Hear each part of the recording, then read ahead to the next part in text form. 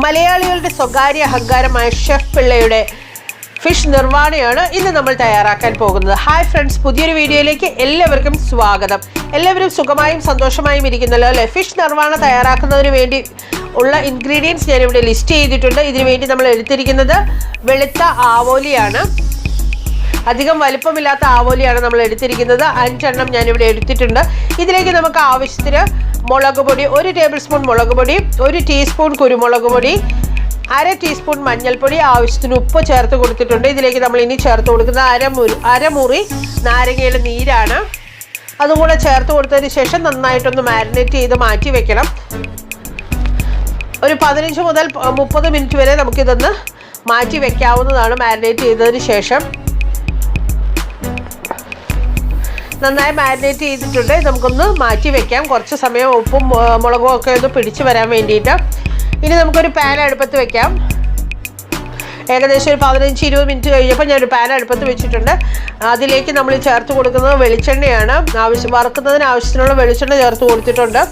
അതിലേക്ക് നമ്മൾ മാരിനേറ്റ് ചെയ്ത് വെച്ചിരിക്കുന്ന ഓരോ മീൻ ചേർത്ത് കൊടുത്ത് വറുത്തെടുക്കാം. മീൻ വറുക്കുന്ന കൂടെ നമ്മൾ ഒരല്പം കറിവേപ്പില കൂടെ ചേർത്ത് കൊടുക്കുന്നുണ്ട്. മീഡിയം ഹീറ്റിൽ 2-3 മിനിറ്റ് ഓരോ സൈഡ് നമുക്ക് വറുത്തതിന് ശേഷം മറിച്ചിട്ട് കൊടുക്കാം. തിരിച്ചും മറിച്ചും ഇട്ട് കൊടുത്ത് 2 സൈഡും പാകമായി കഴിയുമ്പോൾ നമുക്ക് വാങ്ങാവുന്നതാണ്. ആവശ്യത്തിന് മൊരിഞ്ഞ് കഴിയുമ്പോൾ നമുക്ക് തീയിൽ നിന്ന് മാറ്റാവുന്നതാണ്. തീ ഓഫ് ചെയ്യാം. എണ്ണയിൽ നിന്ന് മീൻ കഷ്ണങ്ങൾ കോരി മാറ്റി വയ്ക്കാം. അതിനുശേഷം ഫിഷ് നിർവാണ തയ്യാറാക്കുന്നതിന് നമ്മൾ ഇവിടെ എടുത്തിരിക്കുന്നത് ഒരു മൺചട്ടിയാണ്. ഇതിലേക്ക് നമുക്ക് ഇതുപോലൊരു വാഴയിലയുടെ കഷ്ണം വെച്ച് കൊടുക്കാവുന്നതാണ്. അതിലേക്ക് 1 ടേബിൾ സ്പൂൺ വെളിച്ചെണ്ണ ഒന്ന് സ്പ്രെഡ് ചെയ്ത് കൊടുക്കാം. ഇനി നമുക്ക് വറുത്തെടുത്ത ഒരു മീൻ വെച്ച് കൊടുക്കാം. വലിയ പാത്രമാണെങ്കിൽ 2-3 ഒക്കെ വെച്ച് കൊടുക്കാം കേട്ടോ. ഇതിലേക്ക് നമ്മൾ ഇനി ചേർത്ത് കൊടുക്കുന്നത് കനം കുറച്ച് അരിഞ്ഞെടുത്ത ഇഞ്ചിയാണ്. അതിൻ്റെ കൂടെ നടുകെ പുളർന്നെടുത്ത പച്ചമുളക് ചേർത്ത് കൊടുക്കുന്നുണ്ട്. കുറച്ച് കറിവേപ്പില ചേർത്ത് കൊടുക്കാം. ഇനി ഇതിലേക്ക് ചേർത്ത് കൊടുക്കുന്നത് നല്ല കട്ടി തേങ്ങാപ്പാലാണ്. ഞാനിവിടെ ഏകദേശം 1/2 കപ്പ് തേങ്ങാപ്പാലാണ് എടുത്തിരിക്കുന്നത്.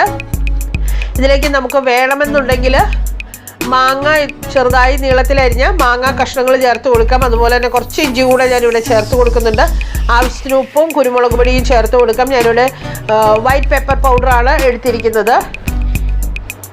ഇനി 6 മുതൽ 8 മിനിറ്റ് വരെ ലോ ഫ്ലെയിമിൽ നമുക്കിത് കുക്ക് ചെയ്തെടുക്കാവുന്നതാണ്. നന്നായിട്ട് തിളച്ച് നമ്മൾ ചേർത്ത് കൊടുത്ത തേങ്ങാപ്പാലൊന്ന് കുറച്ച് വറ്റി വരണം.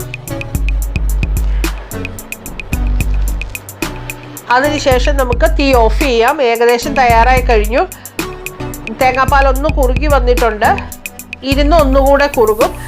അപ്പോൾ ഇതിലേക്ക് നമ്മൾ തീ ഓഫ് ചെയ്തതിന് ശേഷം നമുക്ക് 1 ടേബിൾ സ്പൂൺ വെളിച്ചെണ്ണ ഒഴിച്ചു കൊടുക്കാം. പച്ച വെളിച്ചെണ്ണയുടെയും കുരുമുളകിൻ്റെയും ഇഞ്ചിയുടെയും തേങ്ങാപ്പാലിൻ്റെയും ഒക്കെ മണമാണ് ഇതിന് വരുന്നത്. നമ്മുടെ ഫിഷ് നിർവാണ തയ്യാറായി കഴിഞ്ഞു. എല്ലാവരും ട്രൈ ചെയ്ത് നോക്കുക. അഭിപ്രായങ്ങളും നിർദ്ദേശങ്ങളും നിങ്ങൾ കമൻറ്റ് ബോക്സിൽ അറിയിക്കാവുന്നതാണ്. വീഡിയോ ലൈക്ക് ചെയ്യാനും ഷെയർ ചെയ്യാനും മറക്കരുത്. ചാനൽ സബ്സ്ക്രൈബ് ചെയ്യാത്തവർ ചാനൽ സബ്സ്ക്രൈബ് ചെയ്തേക്കണം. ബെല്ലൈക്കൺ കൂടെ പ്രസ് ചെയ്താൽ ഞാനിടുന്ന വീഡിയോസ് നോട്ടിഫിക്കേഷൻസായി അപ്പോൾ ലഭിക്കുന്നതായിരിക്കും. Thank you.